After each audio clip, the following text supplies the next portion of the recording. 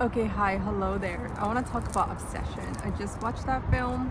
I'm gonna try this plum snack, and I only have half my press-ons on because I like drawing and doing things with my hands. So I find the two index and the index, the middle finger, and the thumb kind of annoying for opening stuff. So yes, and this plum snack, I thought it was tamarind at first, but it's so yummy, so sweet. Well, no, not so sweet. It's like a perfect amount of sweet and not even sour. You know how plum is kind of sour? This is not even sour. It is good though. Okay. A tiny bit sour, but very delicious.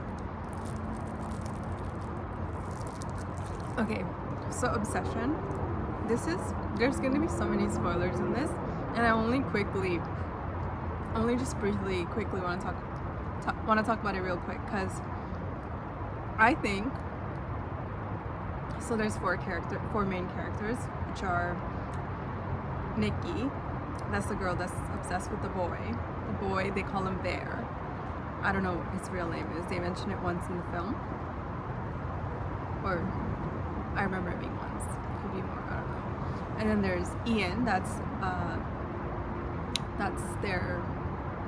like the guy friend they have. And there's Sarah. And all of them work at this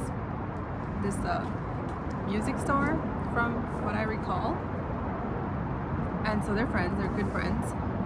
Seems like they also went to school together. I don't know the backstory too much, but it seems that Ian likes Nikki. But it also seems that Nikki likes, well, from the film, you cannot tell at all. It seems that Nikki finds Bear annoying. But I have a feeling, like the way the story is written, is that, I don't know, it's kind of complicated. I don't want to say too much, but then maybe I just should, because I'm just gonna say, like, disclaimer, spoiler alert. Okay. Oh, my plum wrapper just flew away. Okay, I'll grab it after. Okay. So I'm gonna go back to the beginning of the story. So it's actually, I just watched it, but I cannot remember. Okay, so basically the boy, Bear, wants to tell Nikki that he likes her, but whenever he tries to in the film, he just cannot get to saying it. She even asks him at one point, like, hey, do you like me? And he says no. But I think her coming back to his car to ask him that was her way of kind of asking, like, hey, you like me because I like you. But I think because her father in the film is not around, so I think she grew up with her mom, maybe she's all guarded. She doesn't want to, show that kind of vulnerable side to a guy.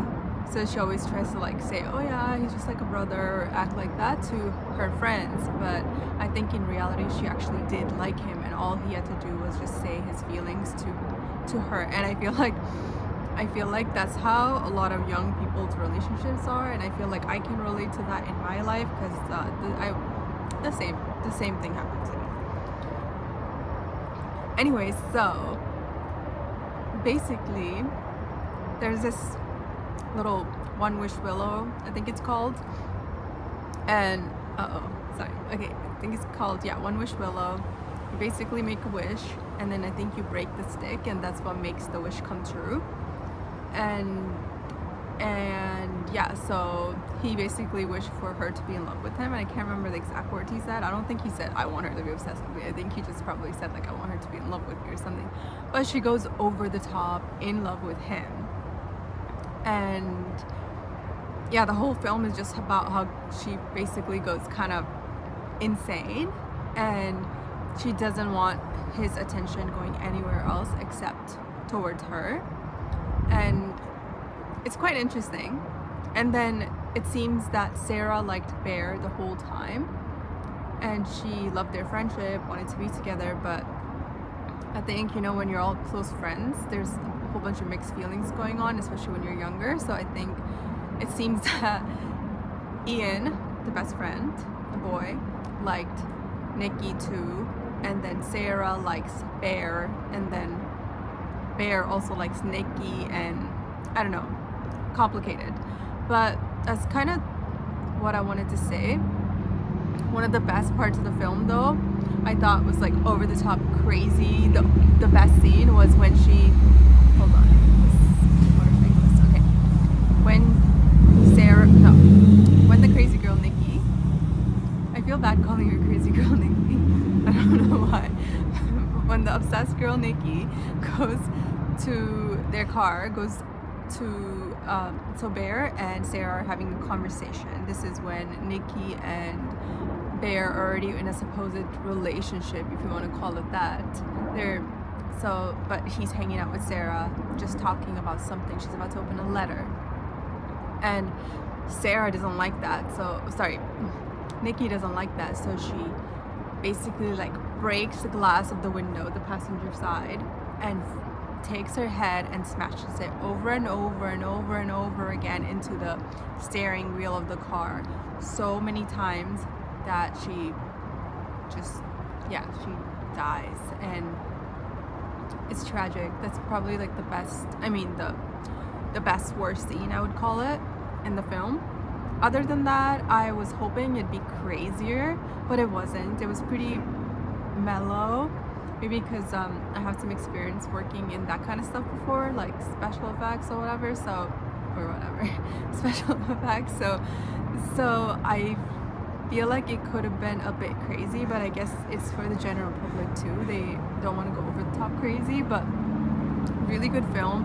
Also, before watching it, I thought it was an A24 film, but I realized it's Blumhouse, and Blumhouse makes all the crazy films too. Like, oh, there's a helicopter. Okay, I love helicopters. I got to go on an open door helicopter ride once. It was like a 45-minute ride too. It was awesome in Hawaii. Okay, so back to the story. I thought, or my story this time, I thought the film was A24 because A24 has crazy films like Heretic, like Waves, like Hereditary, and then Blumhouse has all the other crazy stuff like Woman in the Yard, Get Out, Us, for example. Really amazing films. If you're into scary, horror, thriller kind of film, I really do suggest watching it. Not scary, it's not something that's gonna like haunt you forever kind of thing. Yeah, otherwise I'd say 10 out of 10 for at least watching it one time in your life. I feel like I'm gonna watch it again though. Okay, thank you for watching. Also, this is great.